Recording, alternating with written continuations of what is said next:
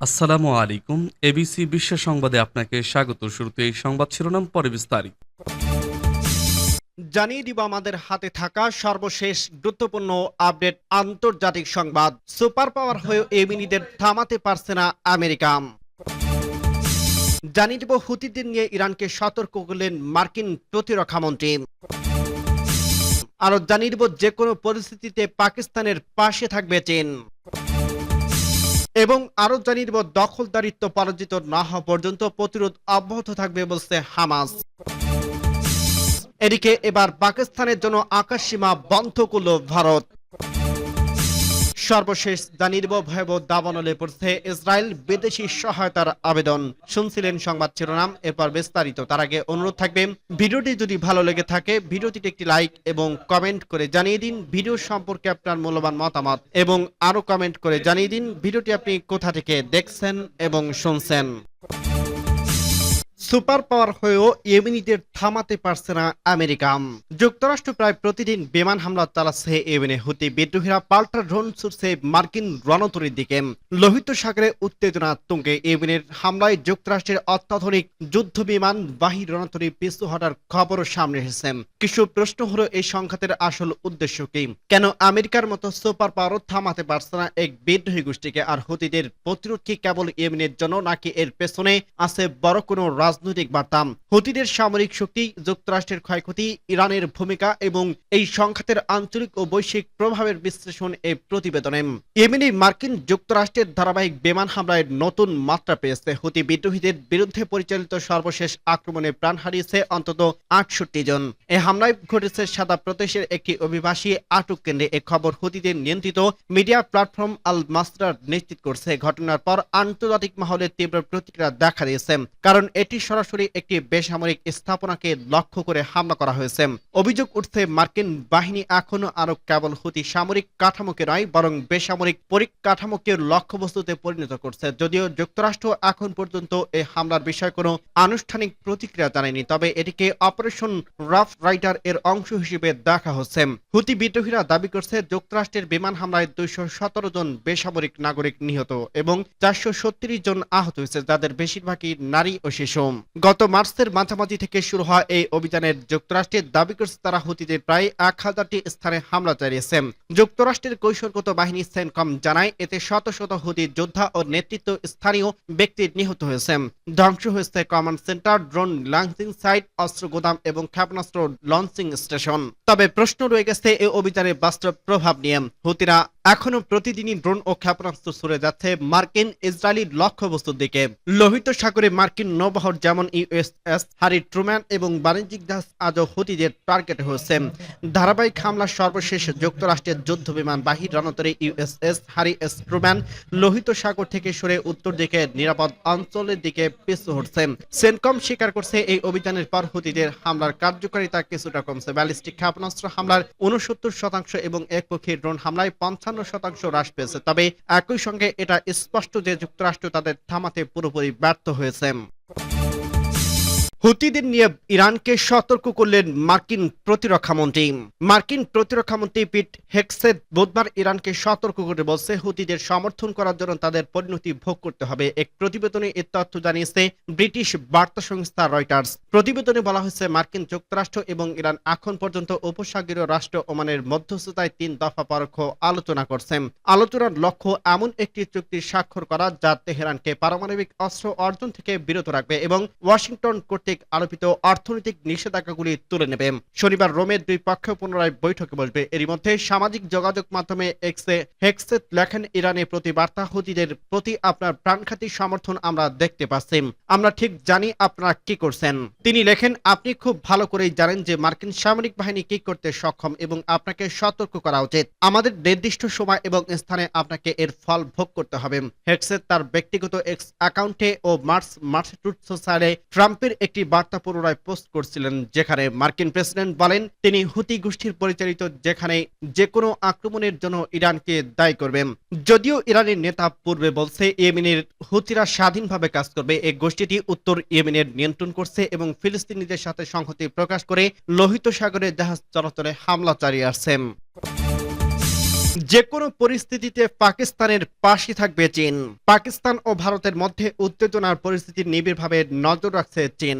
এ নিয়ে পাকিস্তান উপপ্রধানমন্ত্রী ও পররাষ্ট্রমন্ত্রী ইসহাক দারের সঙ্গে কথা বলছে চীনের পররাষ্ট্রমন্ত্রী ওয়াং ই। এবার যে কোনো পরিস্থিতিতে চীন পাকিস্তানের পাশে থাকবে বলে ঘোষণা দেন পাকিস্তানে নিযুক্ত চীনের কনসাল জেনারেল ঝাও শিরেন।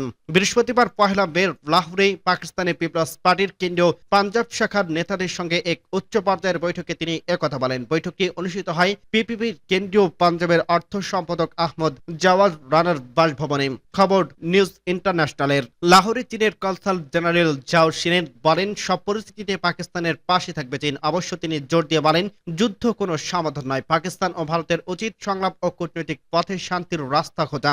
ঝাও বলেন, চীনের সঙ্গে পাকিস্তানের সম্পর্ক কৌশলগত সহযোগিতা, অর্থনৈতিক উন্নয়ন এবং নিরাপত্তা অবকাঠামোতে দীর্ঘদিনের। তিনি স্পষ্টভাবে জানান, চীন পাকিস্তানের সঙ্গে ছিল, আছে এবং ভবিষ্যতেও থাকবে, বিশেষ করে নিরাপত্তা, কৌশলগত সহযোগিতা এবং অর্থনৈতিক উন্নয়নের ক্ষেত্রে। 2.5 ঘন্টায় স্থায়ী বৈঠকে জাতীয় ও আঞ্চলিক নানা বিষয় নিয়ে খোলামেলা আলোচনা হয়। ঝাও বলেন, চীন পাকিস্তানের বন্ধুত্বের শিকড় গভীরে গাঁথা। তিনি জানান, প্রত্যেকে চীনা নাগরিক পাকিস্তানে ভালোবাসে এবং পাকিস্তানিরাও চীনকে একই রকম ভালোবাসে ও সম্মান দেখায়। বৈঠকে আন্তর্জাতিক ও আঞ্চলিক ভূ রাজনৈতিক পরিস্থিতি নিয়ে খোলামেলা আলোচনা হয়। দুই পক্ষই দ্বিপাক্ষিক সম্পর্ক আরো শক্তিশালী করা এবং আঞ্চলিক স্থিতিশীলতা ও সমৃদ্ধির জন্য বহুপাক্ষিক সহযোগিতা বাড়ানোর বিষয়ে একমত হন। বৈঠকের শেষের দিকে দুই দেশের চীন পাকিস্তান বন্ধুত্বে চিরকাল অটুট থাকবে বলে পূর্ণ ব্যক্ত করে। ঝাও বলেন, পাকিস্তান শুধু প্রতিবেশী বা মিত্র নয়, চীনের কাছে এক পরীক্ষিত বন্ধু। তিনি আরো বলেন, পারস্পরিক শ্রদ্ধা ও কৌশলগত সহযোগিতা আমাদের সম্পর্কের ভিত্তি। দখলদারিত্ব পরাজিত না হওয়া পর্যন্ত প্রতিরোধ অব্যাহত থাকবে বলছে হামাস। দখলদারিত্ব পরাজিত না হওয়া পর্যন্ত আমাদের প্রতিরোধ অব্যাহত থাকবে বলে মন্তব্য করছে ফিলিস্তিনি প্রতিরোধ আন্দোলন হামাস। সশস্ত্র গোষ্ঠীটির এক বিবৃতিতে উদ্ধৃতি দিয়ে এক প্রতিবেদনে এ তথ্য জানিয়েছে আল জাজিরা। হামাস বলছে, নেতানিয়াহুর নির্ধারিত বিজয় এবং রাফা ধ্বংস করার মন্তব্য গাজায় তার সেনাবাহিনীর ব্যর্থতা ঢাকতে এবং জনসাধারণকে বিভ্রান্ত করার একটি মরিয়া প্রচেষ্টা। প্রতিরোধ গোষ্ঠীটি আরো বলছে, আমরা নিশ্চিত করছি যে দখলদারিত্ব পরাজিত না হওয়া পর্যন্ত আমাদের প্রতিরোধ অব্যাহত থাকবে। রাফাত দৃঢ়তার প্রতীক এবং আক্রমণকারীদের তাড়া করে বেড়ায় এমন একটি দুঃস্বপ্ন হিসেবেই থাকবে। 2023 সালের 7 অক্টোবরে দক্ষিণ ইসরায়েলে হামলা চালায় ফিলিস্তিনি প্রতিরোধ আন্দোলন হামাস। এদিন তারা 1200 জন মানুষকে হত্যা করে প্রায় 251 জনকে জিম্মি করে নিয়ে যায়। হামাসের হামলার প্রতিশোধ হিসেবে ওই দিন থেকে গাজায় অভিযান শুরু করে ইসরায়েলি দখলদার বাহিনী। 15 মাসের বেশি সময় ধরে টানা অভিযান চালানোর পর যুক্তরাষ্ট্র ও মধ্যস্থকারী অন্যান্য দেশগুলোর চাপে গত 19 জানুয়ারি থেকে গাজায় যুদ্ধবিরতি শুরু হয়। গত 1.5 বছরে উপত্যকায় মোট নিহত ও আহত সংখ্যা পৌঁছেছে যথাক্রমে 53,300 জন এবং 1,16,416 জনের, এবং এই নিহত ও আহতদের 56% নারী ও শিশু। এবার পাকিস্তানের জন্য আকাশসীমা বন্ধ করল ভারত। কাশ্মীরে জঙ্গি হামলার ঘটনায় উত্তেজনার মধ্যে পাল্টাপাল্টি পদক্ষেপ। এবার পাকিস্তানের জাহাজের জন্য আকাশসীমা বন্ধ করে দিয়েছে ভারত। বুধবার রাতে ইসলামাবাদের বিরুদ্ধে কঠোর পদক্ষেপের অংশ হিসেবে নয়াদিল্লির বাণিজ্যিক ও সামরিক সব ধরনের পাকিস্তানি উড়োজাহাজ ভারতের আকাশসীমায় ঢুকতে পারবে না বলে ঘোষণা দিয়েছে। বুধবার থেকেই এই সিদ্ধান্ত কার্যকর হবে, যা আগামী 23 মে পর্যন্ত বহাল থাকবে। নেটাম নোটিশ জারি করায় ভারত সরকার বলছে, এখন থেকে পাকিস্তান নিবন্ধিত সেখান থেকে পরিচালিত কিংবা দেশটির ভাড়া বা ইজারা নেওয়া বাণিজ্যিক বা সামাজিক ও সামরিক কোনো উড়োজাহাজ ভারতের আকাশ সীমায় প্রবেশ করতে পারবে না।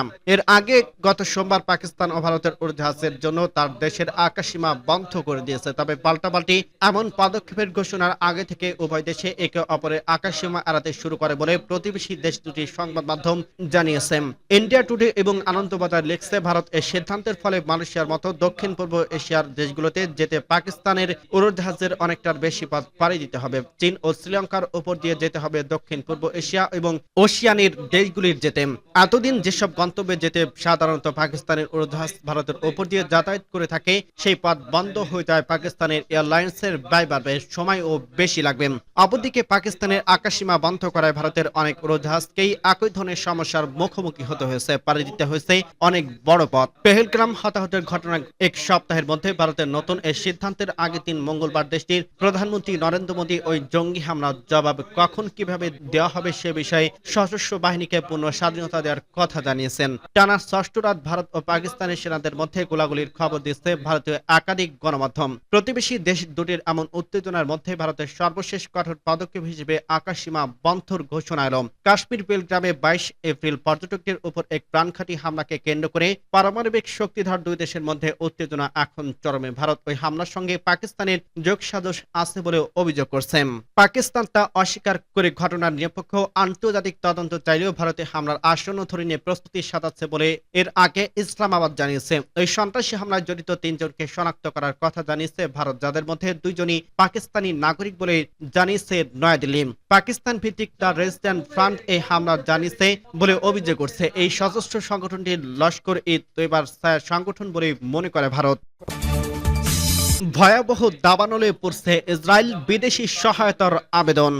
ইসরায়েলি দখলকৃত জেরুজালেমের বিভিন্ন অংশে ভয়াবহ দাবানলে ছড়িয়ে পড়ছে। এরই মধ্যে স্থানীয় বাসিন্দাদের সরিয়ে নেওয়া হয়েছে এবং একটি প্রধান মহাসড়ক বন্ধ করে দিতে বাধ্য হয়েছে। আগুন নিয়ন্ত্রণে আনতে আন্তর্জাতিক সহায়তার আবেদন জানিয়েছে দেশটি।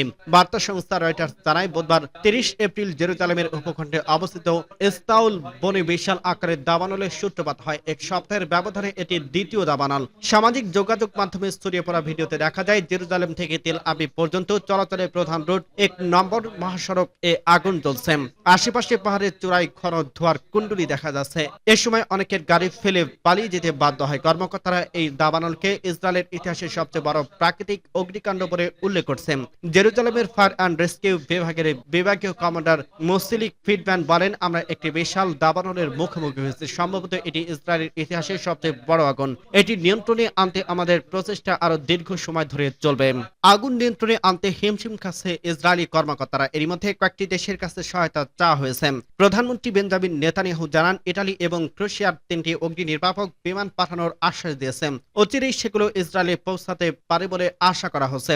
এছাড়া গ্রিস, সাইপ্রাস এবং বুলগেরিয়ার কাছে সহায়তা চাওয়া হয়েছে বলে জানিয়েছে ইসরায়েলি পররাষ্ট্র মন্ত্রণালয়। ইসরায়েলি গণমাধ্যমের তথ্য অনুযায়ী 120টি অগ্নি নির্বাপক এবং উদ্ধারকারী দল দাবানল নিয়ন্ত্রণে কাজ চলছে। সেনাবাহিনী জানিয়েছে তাদের অনুসন্ধান এবং উদ্ধার ইউনিট অভিযানে সহায়তা করছে। পুলিশ জানিয়েছে 3টি সম্প্রদায় বাসিন্দাদের নিরাপদে স্থানে সরিয়ে নেওয়া হয়েছে। দাবানলে কমপক্ষে 13 জন আহত হয়েছে। টাইমস অব ইসরায়েলকে একটি নিরাপত্তা সূত্র জানিয়েছে জেরুজালেমে আগুন নেভাতে সহযোগিতার প্রস্তাব দিয়েছে ফিলিস্তিনি কর্তৃপক্ষ। তারা অগ্নি নির্বাপক দল পাঠাতে চায়। তবে এখনো ইসরায়েলের এই প্রস্তাব আনুষ্ঠানিক সাড়া দেয়নি। অতীতের বড় আগুন নিয়ন্ত্রণের ফিলিস্তিনি অগ্নি নির্বাপক দলগুলো ইসরায়েলকে সহায়তা করছে।